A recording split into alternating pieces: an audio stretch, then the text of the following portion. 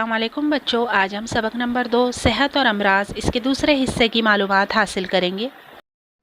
غیر متعدی امراض، جو امراض چھوت یا ربط سے نہیں پھیلتے، انہیں غیر متعدی امراض کہتے ہیں۔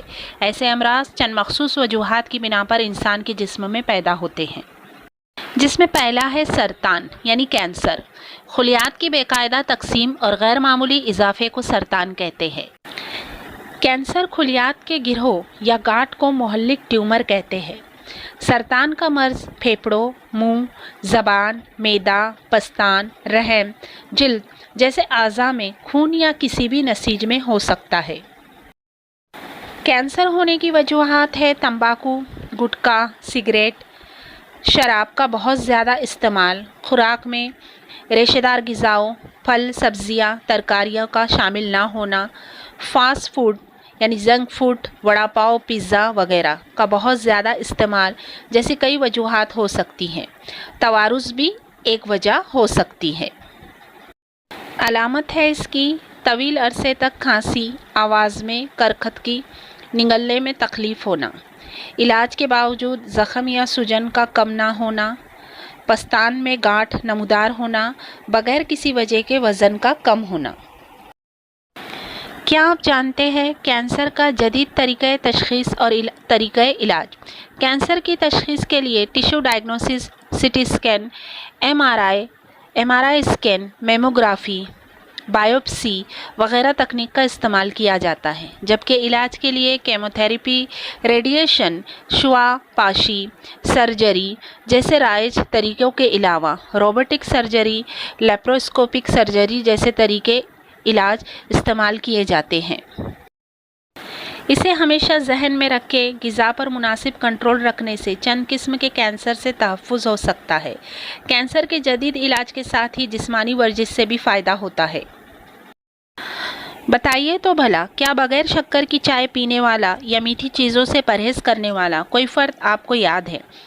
اس کے پس پشت کیا وجہ ہو سکتی ہے؟ یعنی وہ میٹھی چائے کیوں نہیں پیتے یا شکر کا استعمال کیوں نہیں کرتے؟ اس کی وجہ ہے ذیابیطس، جسے عام طور پر ڈائبٹیز کہتے ہیں۔ لبلبے سے خارج ہونے والا محرکاب انسولین خون میں گلوکوز کی مقدار پر قابو رکھتا ہے۔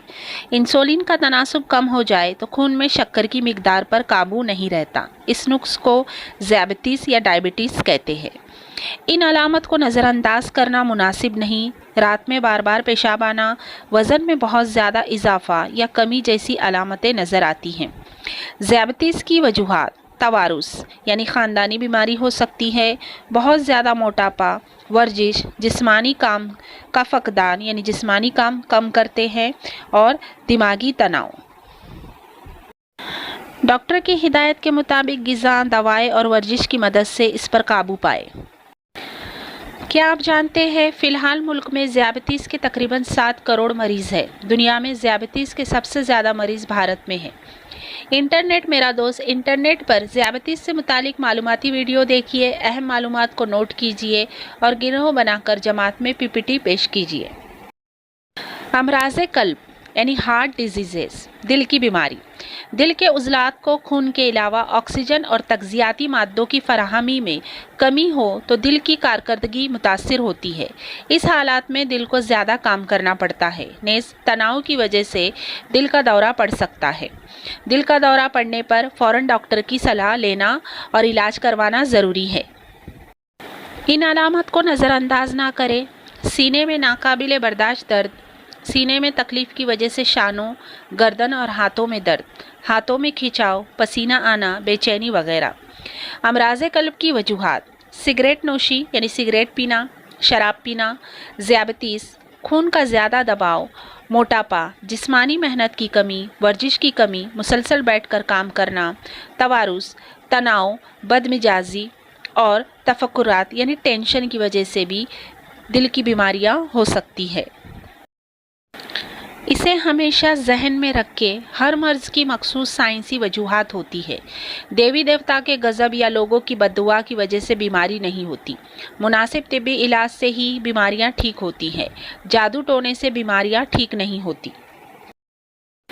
امراض قلب کی بیماری کے علاج جو ہے جس میں open heart surgery, bypass surgery, angioplasty, pacemaker لگانا، اسٹینٹس ڈالنا، دل کی پیوند کاری کرنا، یہ علاج کیے جا سکتے ہیں۔ اسے ہمیشہ ذہن میں رکھیں، دل کے مرض میں ابتدائی طبی امداد۔ سب سے پہلے 108 نمبر پر ایمبولینس کے لیے فون کیجیے۔ مریض کے کندھے ہلا کر دیکھیے کہ وہ ہوش میں ہے یا نہیں۔ مریض کو سخت سطح پر لٹا کر طبی طریقے سے اس کے سینے کو دبائیں۔ اس طریقے کو compression only life support COLS کہتے ہیں۔ 1 منٹ میں 100 سے 120 کی رفتار سے 30 بار سینے کے درمیان میں دبائیں۔ معلومات حاصل کیجیے۔ کیا آپ نے کبھی دادا دادی کے جوشاندے یا کوئی چاٹن استعمال کرتے ہوئے دیکھا ہے؟ ان سے اس تعلق سے گفتگو کیجیے۔ گیگوار، ہلدی، ادرک، لہسن کا دوا کے طور پر کن امراض میں اور کس طرح استعمال ہوتا ہے، اس سے متعلق دادا دادی سے معلومات حاصل کیجیے۔ انٹرنیٹ میرا دوست آیورویدک، ہومیوپیتھی، نیچروپیتھی، ایلوپیتھی، یونانی طریقے علاج کے تعلق سے انٹرنیٹ سے معلومات حاصل کیجیے۔ دواؤں کا بیجا استعمال۔ بعض اوقات کچھ لوگ ڈاکٹر کے مشورے کے بغیر دوائیں استعمال کرتے ہیں۔ ان کے زیادہ استعمال سے ہمارے جسم پر برے اثرات ہوتے ہیں، جیسا کہ زیادہ مقدار میں یا بار بار دفعہ درد۔ پین کلر کا استعمال سے عصبی نظام، اخراجی نظام اور جگر پر مضر اثر پڑتا ہے۔ ضد حیاتیہ یعنی اینٹی بایوٹکس کے بہت زیادہ استعمال سے متلی، پیٹ درد، پتلے جلاب، جسم پر پھنسیاں، زبان پر سفید دھبے وغیرہ ہو سکتے ہیں۔ جینرک ادویہ۔ جینرک دواؤں کو عام دوائیں بھی کہتے ہیں۔ ان دواؤں کی تیاری اور تقسیم کسی پیٹنٹ کے بغیر کی جاتی ہے۔ یہ دوائیں برانڈڈ دواؤں کی ہم پلہ اور اسی معیار کی ہوتی ہیں۔ جینرک ادویات کی تیاری میں دواؤں میں اجزاء کا تناسب یا ان دواؤں کی تیاری کا فارمولہ دستیاب ہونے کی وجہ سے تحقیق پر ہونے والے اخراجات میں بچت ہوتی ہے، جس کی وجہ سے جینرک دواؤں کی قیمت برانڈڈ ادویہ کی بنسبت بہت کم ہوتی ہے۔ طرز زندگی اور امراض۔ طرز زندگی یعنی خوراک اور رہن سہن میں روزمرہ معمولات اور غذائیں شامل ہیں۔ آج کل دیر سے بیدار ہونا، رات دیر سے سونا، کھانا کھانے کے اوقات میں مسلسل تبدیلی، ورزش اور محنت کے کام کی کمی، جنک فوڈ کے استعمال وغیرہ میں اضافہ ہوا ہے۔ اس لیے امراض میں مبتلا ہونے کا تناسب بڑھ گیا ہے۔ امراض میں مبتلا ہونے کے تناسب کو کم کرنا ہو تو مناسب طرز زندگی کا عادی ہونا بے حد ضروری ہے۔ اس کے لیے مناسب نیند، صحیح غذا، مراقبہ اور ورزش کرنا ضروری ہے۔ اس طرح وہی ورزش کرنا چاہیے جو آپ کے جسم برداشت کر سکتا ہو۔ ٹیکہ اندازی، ویکسینیشن۔ امراض سے تحفظ کے لیے ٹیکہ لگوانا بے حد ضروری ہے۔ اپنے قریبی اسپتال سے ٹیکہ اندازی کا چارٹ حاصل کیجیے اور اس کا مطالعہ کیجیے۔ کیا آپ جانتے ہیں 1 جولائی سن 2015 کو بھارت سرکار نے پنت پردھان جن اوشدھ یوجنا عوامی طبی منصوبے کا اعلان کیا۔ اس منصوبے کے تحت عوام کو بہترین معیار کی دوائیں کم قیمت پر مہیا کرائی جاتی ہیں۔ اس کے لیے جن اوشدھی اسٹورز شروع کیے گئے ہیں۔